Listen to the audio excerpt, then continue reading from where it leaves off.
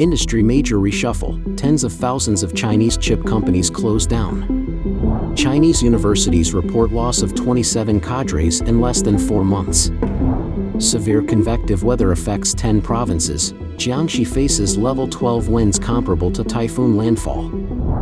From Yaobang to Keqiang, analysis, the death of major figures shakes the CCP's political landscape. Human Rights Report, CCP's guilt should be punished. It's all covered in today's China Truths. Industry major reshuffle, tens of thousands of Chinese chip companies close down. After years of high salaries luring talents, IPOs raising funds, and the craze of creating unicorn companies, layoffs, closures, and liquidations have become the new norm in China's semiconductor industry in recent years. Statistics show that over 10,000 chip companies closed down or disappeared last year, and this industry-wide shakeup is still ongoing.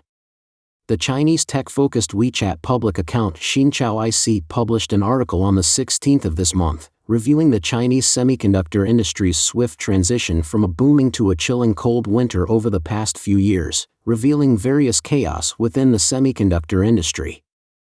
According to the report, the first to feel the chill from the massive shakeup of China's semiconductor industry were the industry's headhunters. Senior headhunter Zhao Cheng mentioned recently that she has left the chip industry and is seeking new employment opportunities. Throughout last year, there was a constant stream of news about layoffs, dissolutions, closures, and cancellations within China's chip industry, with many chip companies quietly disappearing from public view.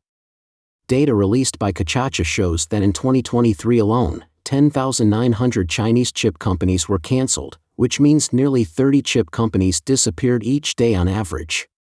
The article cites the head of the Integrated Circuit Design at the China Semiconductor Industry Association and Tsinghua University professor Wei Xiaojun, who stated that in 2023, there were 3,243 chip design companies in China, with more than half of them having an annual revenue of less than 10 million yuan, approximately $1.4 million.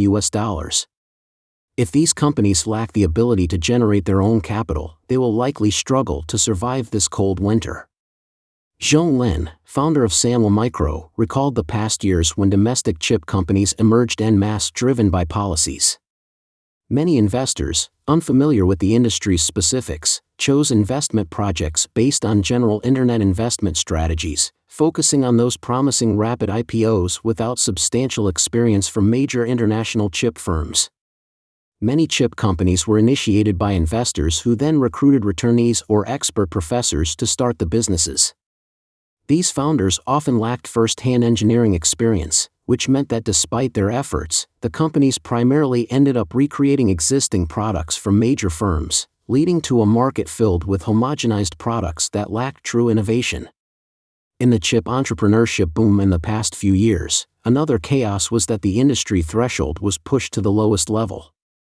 Among them, chip microelectronics, which is engaged in power semiconductor chips and devices, is the most typical representative. The prospectus of the company at the time showed that there were 793 employees in the company, of which only 16 were undergraduates, accounting for 2.02% of the total number of employees, while other employees had lower academic qualifications than this level. In March 2023, the company withdrew its listing application and terminated its GEM IPO. As the market cooled, the initial enthusiasm masked many underlying issues, but as companies failed to sustain profits or secure further financing, they faced inevitable bankruptcy and liquidation. Zhong Lin pointed out a significant issue: many local companies were producing competitive but economically unviable chips, resulting in low prices and a lack of interest from distributors, creating a vicious cycle of market failure. Chen Ming, a 5-year veteran of the industry, observed that many companies that once competed fiercely for talent are now cutting wages and laying off staff. Discussions within the industry frequently focus on layoff ratios and new announcements of cutbacks. The report also mentioned companies that exited the market due to engaging in subsidy fraud or financing scams. Initially, there was a surplus of chip design firms, many of which barely managed to produce viable products, much less high-quality smart chips. The China Semiconductor Industry Association noted that in 2023, While there were 3,451 chip design firms, the majority were involved in producing low to mid-end chips, leading to intense competition and little innovation. This lack of research and development has precipitated the industry's overall decline. Chinese universities report loss of 27 cadres in less than 4 months. In less than 4 months this year, at least 27 university cadres in China have died of illness. All were members of the CCP. 4 were under the age of 65, and the youngest was only 54. Shi Xiongda, the party chief at Harbin Institute of Technology's School of Materials Science and Engineering, passed away on April 12 at 61 years old. He served as party chief of the School of Automotive Engineering, the School of Information Science and Engineering, and finally, the School of Materials Science and Engineering. Wu Jiaolian, who was the party chief at Guangdong Vocational College of Literature and Arts, died on February 27 in Guangzhou at the age of 58. She had a long career in publishing and propaganda, particularly in literature and art, and held significant roles within the Guangdong Propaganda Department. Tao Zhirtu, the director and deputy party chief of the School of Journalism and Communication at Inner Mongolia Normal University, passed away on February 21 at 54 years old. He was an expert in several fields including intercultural and international communication. Additionally, notable deaths include Jean Cheng, 82, former party chief at Nantung Institute of Technology, Lin Guangzhen, 87, former party chief at Jiangxi Normal University, and Wang Xiaoyu, 95, former party chief at Sichuan Agricultural University, all of whom died due to illness. Zhong Binglin, former president of Beijing Normal University and a significant figure in higher education, died on April 7 at 73 years old. Gong Zhenbang, a former vice president of Shanghai University and robotics expert, passed away on February 20 at 82 years old. Based on incomplete counts, at least 11 party and administrative officials from major universities have died of illness since the beginning of this year, including Pei Quan, former deputy administrative chief of Tsinghua University, Lu Li, former deputy party chief of Beijing Medical College's administrative branch, and 64-year-old Cui Guotian, director of the Institute of Contemporary Socialism at Shandong University, and others. Chinese authorities have largely abandoned the customary practice of listing the specific cause of death in the official obituary. It is widely believed that this is done to hide the true number of COVID-19 deaths in the country. Severe convective weather affects 10 provinces. Jiangxi faces level 12 winds comparable to Typhoon Landfall. At 6 a.m. on April 16, the Central Meteorological Observatory continued to issue a yellow warning for severe convective weather. It is predicted that from 8 a.m. on the 16th to 8 a.m. on the 17th, parts of Gansu, Anhui, Hunan, Jiangxi, Zhejiang, Fujian, Sichuan, Chongqing, Guizhou, and Guangxi will experience thunderstorms with strong winds or hail reaching up to level 11 or higher. In regions such as Anhui, Hubei, Hunan, Jiangxi, Zhejiang, Fujian, Sichuan, Chongqing, Guizhou, and Guangxi, there will be short periods of intense rainfall, with the maximum hourly rainfall locally exceeding 70 millimeters. The main impact of the severe convection will be during the day and night of April 16. Specifically in Jiangxi, the Provincial Meteorological Observatory continues to issue multiple warnings including for torrential rain, strong winds, and thunderstorms, all still in effect. On the morning of April 16, around 10:20 a.m., a level 12 thunderstorm with winds of 35.9 meters per second occurred in Dongxiang, Fuzhou, breaking the local record for maximum gust speed of 30 meters per second. Such wind speeds are rare inland and are comparable to those of a typhoon making landfall. The Jiangxi Meteorological Observatory advises the public to be cautious of short-term heavy rainfall, thunderstorms, and hail. In Chongqing, 6 severe convective weather alerts were issued early on April 16.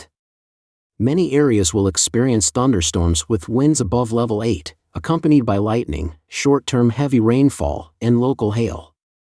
In Chongqing, 86 rain stations across 13 districts and counties reported torrential rain, and parts of 28 districts and counties experienced gusty winds above level 8, with the maximum reaching level 12. Videos posted by locals show the strong winds flipping roofs and air conditioning units falling to the ground. Many citizens said frankly that they were too scared to fall asleep at night. In parts of Sichuan, such as Yibin and Luzhou, thunderstorms occurred on the night of April 15, accompanied by local hail and gusty winds between levels 7 to 9, reaching above level 10 in some areas. From April 16 to 19, the Sichuan Basin will experience a significant cooling and rainfall process, with the average temperature dropping by 6 to 8 degrees Celsius. From the evening of the 17th to the 19th, most of the basin will have moderate to heavy rain, with torrential rain in parts of the northeast and south. In Guangdong, on April 16, the Meteorological Department reported that the northern cities and counties of northern Guangdong and northern Jiangxi would experience cloudy to overcast weather, turning to moderate to strong thunderstorms, accompanied by thunderstorm winds between levels 7 to 10, short-term heavy rainfall, and small hail. Other cities and counties will be mostly cloudy, with local showers and light fog in the mornings and evenings in northern Guangdong and eastern Guangdong. Daytime temperatures will generally range between 29 degrees Celsius and 32 degrees Celsius, with areas on the Lijiu Peninsula reaching 32 degrees Celsius to 34 degrees Celsius. From Yaobang to Keqiang, analysis, the death of major figures shakes the CCP's political landscape. April 15 marks the 35th anniversary of the death of former CCP General Secretary Yaobang, with an atmosphere of tension in Zhongnanhai and tight control over public discourse. On April 12, Yan Huai, a retired senior official from the CCP's organization department, posted an online article commemorating Yaobang, claiming his greatest achievement was liberating 100 million political pariahs. However, the article was quickly deleted, and his WeChat account was silenced for 2 weeks. Yaobang fell from power in January 1987 during his tenure as General Secretary and passed away on April 15, 1989. Subsequent memorial events in Beijing evolved into a democracy movement, culminating in the June 4 Tiananmen Square massacre, which had a profound impact on the CCP's regime. Chen Kuaid, editor-in-chief of the online magazine China Overview, told Voice of America that the deaths of significant figures loosen a political choke point in China, allowing the rapid release of public discontent, thus facilitating change. Several important deaths have led to social movements and awakenings. He explained, due to a significant aspect of Chinese cultural tradition, which highly respects the deceased, people generally hold a certain reverence for the dead and believe they should not be desecrated. Thus, during commemorations, various suppressive actions tend to ease, allowing public emotions to burst forth during these historical moments. For instance, following the death of former Premier Zhou Enlai in 1976, the public voiced opposition to the Gang of Four and supported Deng Xiaoping. The same year, the death of former party leader Mao Zedong marked China's liberation from 27 years of disastrous policies, leading to the era of reform and opening up. The democracy movement sparked by Yaobang's death in 1989 was unprecedented. In October 2023, former Premier Keqiang suddenly died at 68 in Shanghai, officially attributed to heart disease, a rare occurrence among CCP leaders, sparking various speculations. Regarded as a weak premier, Li was oppressed by CCP leader Xi Jinping during his decade in office. Akio Yaida, Taipei bureau chief for Sankey Shimbun, suggested on Facebook that whether Li was murdered or died of illness, Xi Jinping would be unable to clear his name. Li's death triggered a wave of public mourning, allowing citizens to express their sympathy for him and their anger towards the CCP's tyranny. Although authorities closely monitored the situation, they did not prevent public mourning. However, the memorial service for Li and subsequent Qingming Festival commemorations the following year were restricted. Yakagawa, an expert on China issues, in an interview with Epoch Times, stated that Li Keqiang's death was not natural, citing the advanced healthcare available to high-ranking CCP officials as evidence that such an occurrence was implausible. He suggested that the motivation for eliminating Li came from the current ruling powers, not specifically Jiang's or Tuan's factions. Yakagawa highlighted that Xi Jinping's faction had motives to act against Li, given the threatening rise of Xi out, Li up rhetoric. He remarked that Li's death was a severe blow to Xi and the CCP, impacting the morale of the entire officialdom and contributing to a sense of vulnerability among officials. Yaobang concluded that the CCP officialdom was already largely inactive, and the repercussions of Li's death could catalyze significant political changes in the future.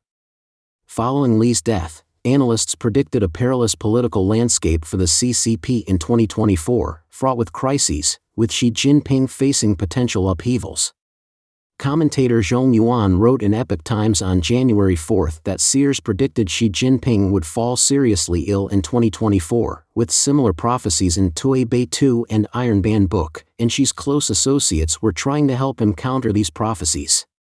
Commentator Yuan Bin reviewed those waiting for Xi's mishap, including the biggest threat from Zhang's faction, the deeply humiliated Tuan faction, the Red second generation seeking to preserve their vested interests, the resentful mid- and lower-level CCP officials, and the scheming Xi loyalists, all hoping for Xi's downfall to seize power during the chaos. Yuan Bin stated that various anti-communists and ordinary citizens persecuted under Xi Jinping's rule are undoubtedly waiting for his misfortune. Given such circumstances, how stable can Xi Jinping's position be?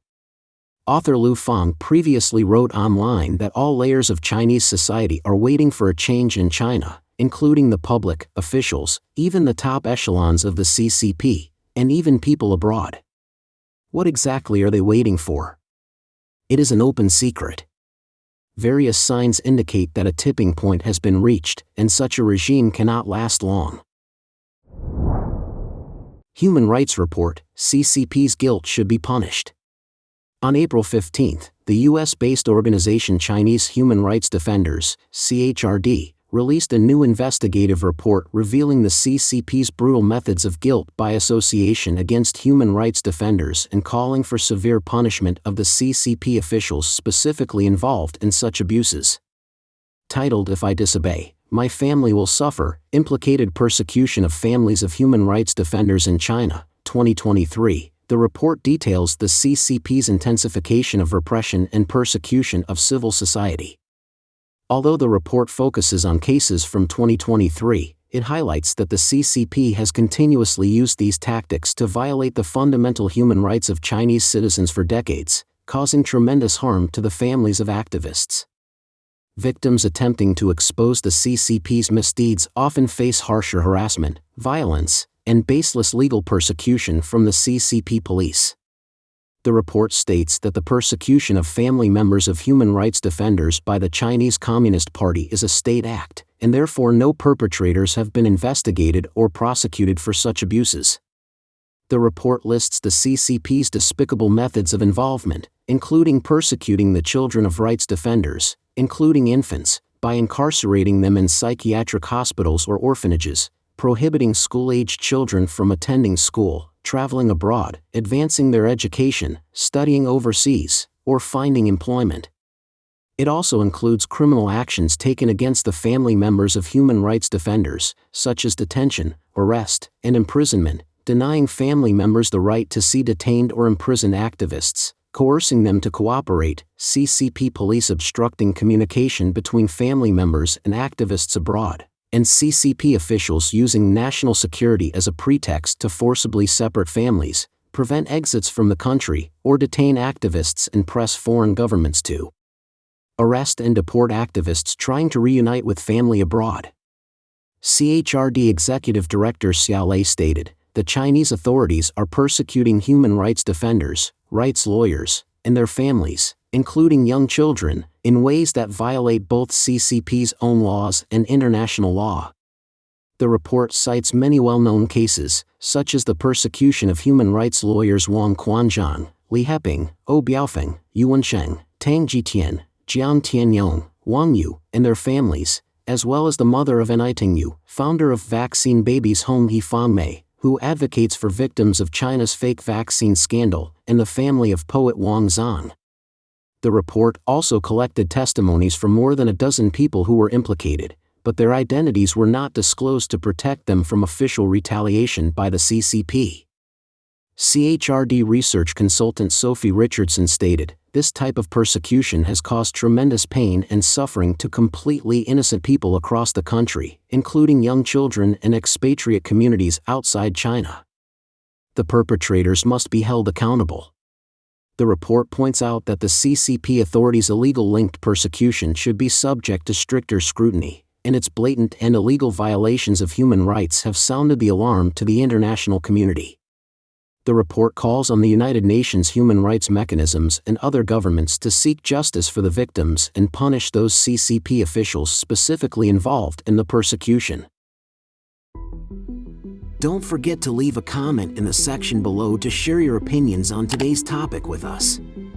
Make sure to like and subscribe to see more interesting topics from China Truths.